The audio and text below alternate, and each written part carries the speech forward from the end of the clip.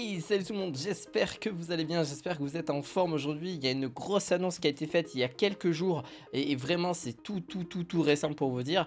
La PlayStation 5 a été annoncée. Non, pas la PlayStation 5 normale, je vous rassure, la PlayStation 5 Pro qui va sortir dans quelques mois. C'est juste flagrant, ça y est, l'annonce est officielle, elle est enfin là. Est-ce qu'elle est beaucoup plus chère? Est-ce qu'elle est moins chère? Est-ce qu'il y a des inconvénients? Qu'est-ce qu'on va pouvoir espérer de cette nouvelle console qui est entre guillemets une amélioration de la PS5? Est-ce que Xbox va faire pareil, va reprendre entre guillemets aussi le flambeau? Je vais tout vous annoncer dans cette vidéo. N'hésitez pas à mettre un petit pouce bleu, à vous abonner à cette chaîne comme d'habitude. On s'approche des 9000 abonnés. Merci beaucoup en tout cas pour cet accueil et on est parti pour commencer un petit peu les premières choses que j'ai relatées au niveau de cette console. Alors, d'après cette annonce qui a été annoncée de la PlayStation 5, que vous verrez directement dans cette vidéo, la PlayStation 5 Pro est quand même un design quand même plutôt sympathique, que ce soit sur les côtés, elle ressemble un peu à ses prédécesseurs, mais néanmoins ça signifie quelque chose pour la PlayStation 6, et ça on le voit, c'est qu'il n'y a pas du tout de lecteur, un peu comme il y avait sur la PlayStation 5 Slim, qui est une version juste avant celle de la PlayStation 5 normale. Et le problème qui se pose, ça veut dire qu'on va avoir des jeux dématérialisés. Donc ça aussi, ça peut être un peu contraint. Il y a néanmoins une très gros positif, c'est que AMD, c'est une nouvelle puce, c'est des nouveaux rendus graphiques qui vont être apportés, une nouvelle performance graphique, clairement de la part de Sony, avec le PSSR. C'est l'upscaling en fait par IA de Sony, pour vraiment faire simple. Je vais pas détailler ce que c'est exactement, mais ça permet d'avoir entre guillemets une meilleure qualité graphique sur des rendus 4K, et c'est ce qu'on espérait, parce que pour vous dire, pour la PlayStation 5 normale, sur Spider-Man par exemple, ou même sur d'autres jeux, on pouvait pas soit choisir qualité, donc vraiment qualité maximale avec la 4K 60, parce que sinon c'était bridé en 30 fps ou quelque chose comme ça. Voilà, on le voyait que c'était pas... ça reste extrêmement beau, mais ça reste quand même très bridé. Et alors la PlayStation 5 Pro pallie en fait à ce côté là, un petit peu comme on a eu avec la PlayStation 4 Pro.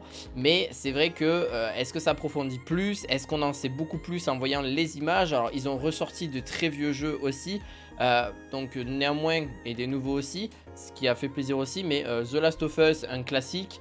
Horizon Forbidden West, ils l'ont ressorti aussi. Bon, bien sûr, des exclusivités PlayStation qui sont aussi sorties sur PC.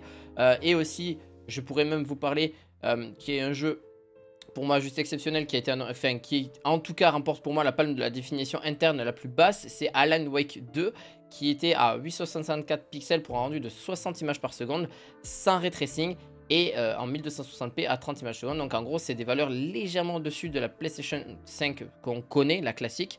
La qualité d'image semble cependant vraiment supérieure, avec de belles performances, et vraiment on espère quelque chose de vraiment stable, et même de plus grosse définition, et même des fois c'est même pas méconnaissable sur certaines choses.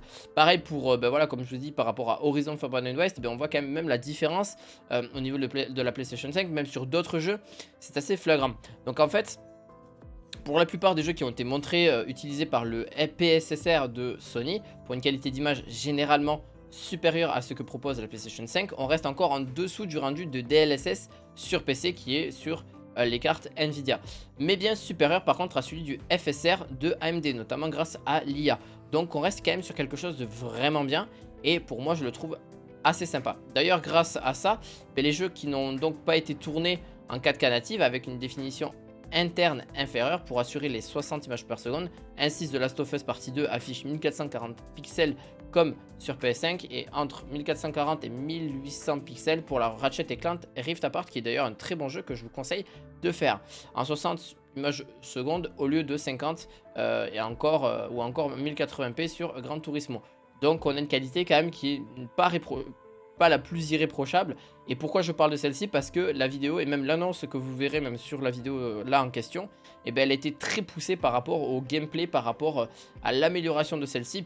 Après, par son design bien évidemment, bon, même s'il n'y a pas grand chose qui change, à part qu'il y a une ligne en plein milieu, alors peut-être que ça sera pour mieux refroidir la console, ça on n'en sait rien. Il faudra qu'on l'ait entre nous mêmes pour un petit peu se donner davantage de réponses et davantage de choses tout simplement. Alors les points négatifs, Il y en a quelques-uns et la PlayStation 5 fait malheureusement pas l'unanimité parce que le problème c'est que encore une fois ça va être un peu comme Apple. Désolé si je critique Apple parce que c'est vrai que les prix on trouve un peu de tout hein, sur les iPhones, je dis pas le contraire, mais la PlayStation 5 et Sony font aussi la même chose. On retrouve en fait quelque chose qui pour moi est un petit peu dommage, c'est qu'on va aller sur du dématérialisé, donc ça veut dire plus de CD, plus rien, et donc plus d'achat-revente non plus, donc ça aussi c'est un petit peu gênant. Donc soit il faudra vendre son compte pour entre guillemets pour la PlayStation 6 pour toucher entre guillemets bah, voilà, de l'argent voilà, de son compte, mais ce qui est quand même presque impossible. Donc il faudra peut-être qu'il existe des plateformes pour revendre des jeux d'occasion, ce qui quand même paraît bizarre parce que vu que c'est des choses virtuelles, ben, ça ne se, on va dire, à part la cote du jeu qui pourra descendre, mais sinon en soi voilà. Bon, je vais pas m'éterniser là-dessus parce que je n'ai pas forcément plus d'informations et je m'y connais pas non plus dans le sujet tant que ça. C'est aussi son prix. Son prix est exorbitant pour le prix en tout cas annoncé. Même la PlayStation 4 Pro à sa sortie n'était pas aussi chère. Là la PlayStation 5 Pro est annoncée à 799 €. Donc environ, hein, donc c'est quasi, en gros c'est 800 €. Alors je dis environ, ça pourra peut-être changer en fonction des périodes, mais en tout cas pendant les premiers mois c'est sûr qu'elle sera à 800 €. C'est juste énorme. Alors est-ce que j'ai envie de vous dire d'aller sur la PlayStation 5 Pro ou de garder votre PlayStation 5? Si vous en avez déjà une, gardez la PlayStation 5 normale. Ça sert à rien d'aller sur une Pro, alors que pour l'instant, on n'est que dans les prémices de la PlayStation 5 Pro. Peut-être dans un an ou deux, ça vaudra peut-être le coup.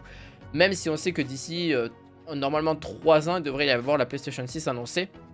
D'ici, je pense, fin d'année 2027, normalement, on serait peut-être sur quelque chose de ces eaux-là. Parce que la PlayStation 5 est sortie, me semble, en 2020, donc ce qui quand même fait déjà 4 ans, hein, c'est déjà énorme. Et donc, à peu près la vie d'une console de chez Sony est d'environ 7 ans. C'est pour ça que je m'y fais à peu près par rapport à cette date-là. Et je pense qu'ils l'annonceront d'ici fin 2027, voire 2028. Mais au niveau de celui-ci, est-ce que c'est positif? Est-ce que c'est négatif aussi au niveau de son prix? Ben moi j'ai envie de vous dire c'est quand même très négatif parce que en plus de ça, ils vendent à côté donc le lecteur qui est vendu séparément, que vous pourrez peut-être trouver d'occasion, mais qui sera quand même aussi un prix assez élevé, et même neuf il est à 120 €. Donc encore une fois, si on veut jouer avec des jeux qu'on a toujours sur CD, on les a pas en dématérialisé, qu'on veut se prendre une PlayStation 5 Pro, et bien il va falloir se prendre ce lecteur. Alors oui, ils l'ont montré aussi pour la PlayStation 5 Slim, mais la PlayStation 5 Slim, il me semble, si je ne dis pas de bêtises, qu'il y a un format aussi, donc parce que vu qu'elle est plus petite, elle a un format bien évidemment qui est voilà, avec le CD, enfin le lecteur CD, Blu-ray, etc. Donc pour moi c'est un des gros points négatifs. Si on reparle très rapidement de chez, on va y arriver, mais de chez Xbox, ben, Xbox aussi malheureusement n'ont vraiment répondu. Est-ce qu'il va y avoir une autre console qui va rivaliser avec la PlayStation 5 Pro? Et B, ça a été non, parce que la Xbox Series S et Series X suffit largement. Ils ont dit qu'ils n'allaient pas sortir d'autres consoles plus élevées, alors en tout cas pas d'après ce que j'ai vu sur les réseaux sociaux, et donc au moins on verra que pour peut-être plus tard ils annonceront une nouvelle console, mais qui sera de nouvelle génération. Ils veulent pas forcément peut-être perdre de l'argent sur une console qui sera peut-être plus chère, qui sera moins accessible. Et si on le compare même la PlayStation 5 à un PC, je suis désolé mais le PC on peut faire davantage de choses. On peut même aujourd'hui jouer à des jeux exclusifs PlayStation 5 ou même PlayStation 4, même s'il n'y a pas tous les jeux exclusifs, ça c'est sûr, mais on a déjà God of War, on a certains Spider-Man, on a même, il me semble, on a même Ratchet, même on a Horizon. Donc aujourd'hui, est-ce qu'aujourd'hui ça vaut le coup de se prendre une PlayStation 5? Oui, si vous n'avez pas un très gros budget. Même la PlayStation 5 Pro, bah, ça peut valoir le coup si vous n'avez jamais eu de console PlayStation 5, pourquoi pas, mais il faudra dépenser quand même une somme relativement assez élevée. Alors bien sûr, quand vous allez écouter cette vidéo, bah, le prix peut vraiment diminuer en fonction des années, ce qui n'est pas irréprochable. Les consoles ont tendance à toujours descendre en termes de prix, ça a toujours été le cas et ça sera toujours le cas, mais là de façon à ce qu'on voit, bah, c'est quand même un peu dommage. Pour moi, c'est vraiment le gros point négatif de cette vidéo. Mais sinon après les graphismes sont là, ça c'est sûr. Est-ce qu'on pourrait espérer, on aurait pu espérer plus, mais je pense qu'on l'espérera plus plutôt sur une PlayStation 6. Et est-ce que GTA 6 va être disponible aussi sur PlayStation 5 Pro? Bien évidemment que oui. D'ailleurs je pense que l'exclusivité GTA 6 va aussi sortir principalement sur PlayStation, et avant qu'il aille sur PC on va pouvoir attendre un an après, et ça a toujours été un peu sur GTA 5 ça a été ça. Sur GTA 6 je pense qu'il risque de faire pareil, même si je pense qu'il pourrait faire le contraire, parce que sur PC ça rendrait beaucoup mieux. Je vous laisse là-dessus, je vous laisse y réfléchir et me donner votre avis en commentaire. N'hésitez pas à mettre un petit pouce bleu, à vous abonner à cette chaîne. On se retrouve très prochainement pour d'autres vidéos actu. Je vous dis à la fois prochaine, ciao ciao.